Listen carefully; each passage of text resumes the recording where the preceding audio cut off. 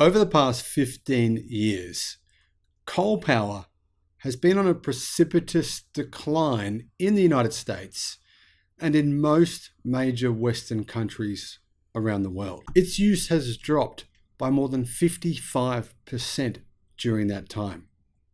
The rise of cheaper natural gas and cheaper renewable energy, combined with environmental regulations, has led to the shuttering of hundreds of coal plants across the United States, and also many even in coal-loving Australia. Between 2010 and 2021, nearly 40% of America's coal plants went offline. Since then, another 35% shut down or committed to retiring by 2030. The industry is dying. But even as coal declines, it is still keeping a deadly grasp on communities across the country, according to a new report from the Sierra Club's Beyond Coal campaign. The coal sector is responsible for 4,000 premature deaths a year due to fine particle pollution, or PM 2.5, from smokestacks. And that's just in the United States. Imagine what it is responsible for worldwide. Hello, my friends. Welcome to the channel. It's great to see you. Thank you for tuning in. My name is Sam Evans. I'm the Electric Viking. Welcome to all the new subscribers. Welcome back, everyone else. You know that coal plants remain one of the biggest polluters in the United States, said Holly Bender, Senior Director for Energy Campaigns with the Sierra Club. What the government data didn't show was who was most impacted by each of these coal plants. It's often the people who don't have a choice. Coal plants release heavier particles and localized pollution that can have acute impacts within a 30 to 50 mile radius.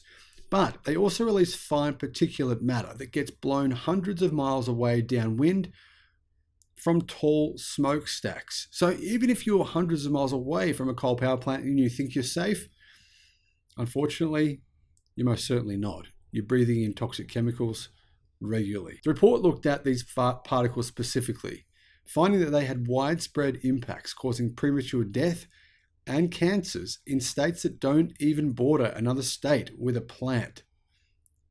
The particles can move that far. For example, the highest number of deaths due to coal plant pollution happened in Allegheny County in Pennsylvania and Cook County in Illinois, with 63 and 61 fatalities per year, respectively. Yet Cook County is hundreds of miles away from the nearest power plant. The Labadie plant, Cook County's biggest coal pollution contributor, owned by the American energy company Ameren, is over 300 miles away in rural Missouri. For the average coal plant, only 4% of premature deaths occurred in the facility's same county, and only 18% occurred in the same state, highlighting the cross-regional nature of the problem of coal soot. Now, I've been here in Thailand for a few months now, and when I've got here first, I couldn't barely see. And when I mean barely see, what I mean is looking out from a high position into the ocean for weeks and weeks and weeks, I could see nothing. And incredibly, that pollution wasn't coming from anywhere remotely near where I was. It was actually coming from hundreds and hundreds of kilometers away, where farmers had been burning fields, sending massive plumes of smoke into the air for hundreds of kilometers, and meaning I could barely see more than 50 meters for many months. Imagine how bad that would be. Well, unfortunately, it's even worse when it comes to coal plants. Just because you can't see it doesn't mean it isn't killing you. Particulate pollution has a well-documented and a disproportionate impact on people of color, and especially on people in low-income communities. The report notes how these inequities are increasing over time.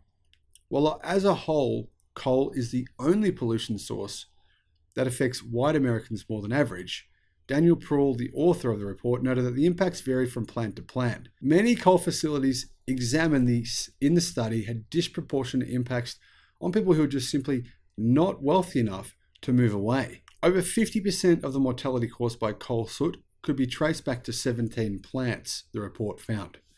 The parent company with the most deaths was Tennessee Valley Authority, which has 4 plants and it's owned by the US government. Many of the other super polluters, such as PPL, Berkshire Hathaway, and Ameren, were investor-owned utilities, which combined were responsible for 40% of these coal-driven premature deaths. This is not just a problem that's relegated to one part of the industry, says Bender, adding that the parent companies causing the most harm were also the ones that have failed to make commitments to retire coal plants and transition to clean energy.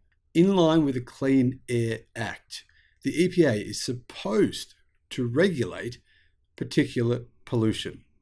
Last month, it released a draft proposal to do so under the National Ambient Air Quality Standards. While the draft standard could lower the exposure limit, the new Sierra Club report notes that it does nothing to explicitly address controlling emissions from coal power plants, over half of which lack modern pollution control technology. Why? Because it's expensive. Coal continues to become increasingly uneconomic. In other words, as the cost of alternatives such as wind, solar, and battery storage continue to come down, the price of coal is actually increasing, because when coal power plants are utilized at under 70% capacity, they lose money. The energy being produced costs significantly more than it's worth making. Bender said, it's important to make sure the energy sector doesn't simply move from one fossil fuel to another. Natural gas could not be further from a climate solution, she said. We need to make sure we are truly on track to achieve these emissions reductions that are necessary to address the climate trials, the climate crisis, and the very real pollution burdens experienced by Americans and many human beings all across the world. Pollution from coal power plants is something you may not even be aware of. Most people are completely unaware that this has happened. Most people are completely unaware that they're being poisoned by their diesel engines that they run even when they're not in their cars, even when they're just sitting there doing nothing. They just run them.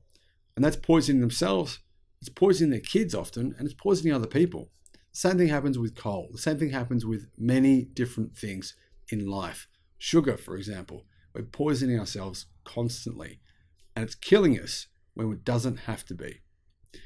Let me know your thoughts on this in the comments, and thank you for watching.